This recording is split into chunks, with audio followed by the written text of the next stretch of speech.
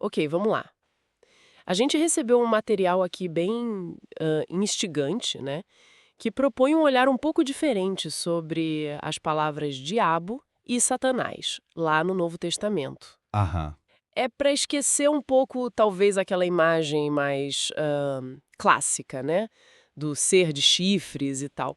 A análise aqui sugere algo mais ligado à função mesmo, ao simbolismo dentro dos textos. Exato. Então, a nossa conversa hoje vai ser para tentar desvendar um pouco essas origens e, principalmente, entender como esses termos são usados, assim, de forma simbólica na narrativa bíblica. A gente está se baseando nesse estudo específico, Diabo e Satanás no Novo Testamento, análise simbólica. Vamos mergulhar nisso? Vamos! E olha, um bom ponto de partida, acho, é a origem das palavras mesmo.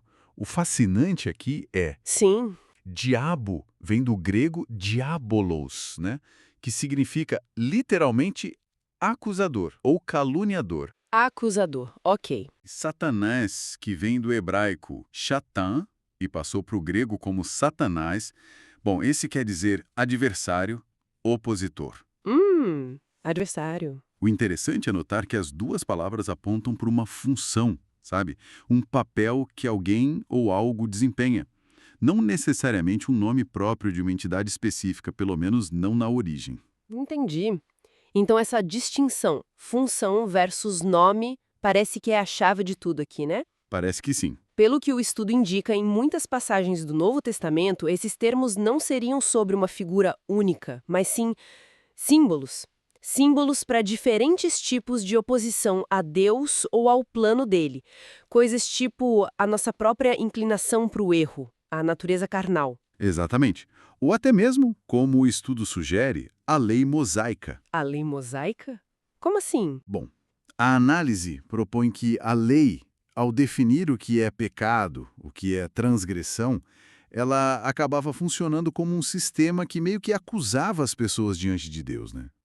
Ah, entendi. Faz sentido. Nesse sentido, ela poderia ser chamada simbolicamente por um termo ligado à acusação, como diabolos. Da mesma forma, a resistência ao evangelho, ou a natureza humana que resiste ao espiritual, isso poderia ser chamado de adversário, Satanás.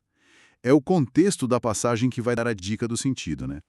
Tá, isso me lembrou na hora daquele episódio, Jesus chamando Pedro de Satanás. Tá lá em Mateus 16. Como essa leitura simbólica se aplica ali? Porque, claro, Pedro não virou o diabo, né? Não, de jeito nenhum. Precisamente. Naquele momento específico, Pedro estava se opondo, ele era um obstáculo ao caminho que Jesus estava anunciando, o caminho do sofrimento, da morte. Que era necessário, segundo Jesus. Exato. Pedro, sem perceber, talvez estava agindo como um adversário ao plano divino que Jesus seguia. Então, usar Satanás ali seria como Jesus dizendo: afasta-te de mim, opositor. Foca na ação de Pedro naquele instante, não na identidade dele. Entendi, entendi. Clareou. E no caso da tentação de Jesus no deserto, Mateus 4, ali aparece o diabo tentando Jesus com poder, glória, as necessidades físicas. Como o estudo interpreta essa parte? Bom, a perspectiva que o material traz é que essa passagem pode ser lida talvez como uma representação da luta interna do próprio Jesus, sabe? Interna? Sim, contra as tentações que são inerentes à condição humana. O desejo por poder, por reconhecimento, as necessidades básicas. Seria um confronto com um adversário interno, a natureza carnal, as pressões do mundo, mais do que um diálogo literal com uma entidade externa. O diabo ali simbolizaria essas forças de oposição. Nossa, é uma leitura bem diferente do que a gente geralmente ouve. É uma possibilidade interpretativa que o estudo levanta, baseado no uso simbólico da linguagem. E o material também cita outros exemplos, né? Tipo, Jesus dizendo que viu Satanás caindo do céu, em Lucas 10. Isso seria o quê, simbolicamente falando? O estudo sugere que essa queda poderia simbolizar a derrota de um sistema de oposição. Um sistema. Sim, talvez a perda de poder das forças que se opunham ao avanço do reino de Deus. Poderiam ser estruturas religiosas que eram vistas como corruptas na época, ou até a influência opressora do Império Romano. Enfim, sistemas vistos como adversários. A queda representa o fim do domínio dessa oposição específica. Faz sentido dentro dessa lógica simbólica que a gente está construindo. E tem também o caso de Ananias, em Atos 5, que Pedro diz que Satanás encheu o coração dele. Seria a mesma ideia? Uma força interna? Sim, tudo indica que sim.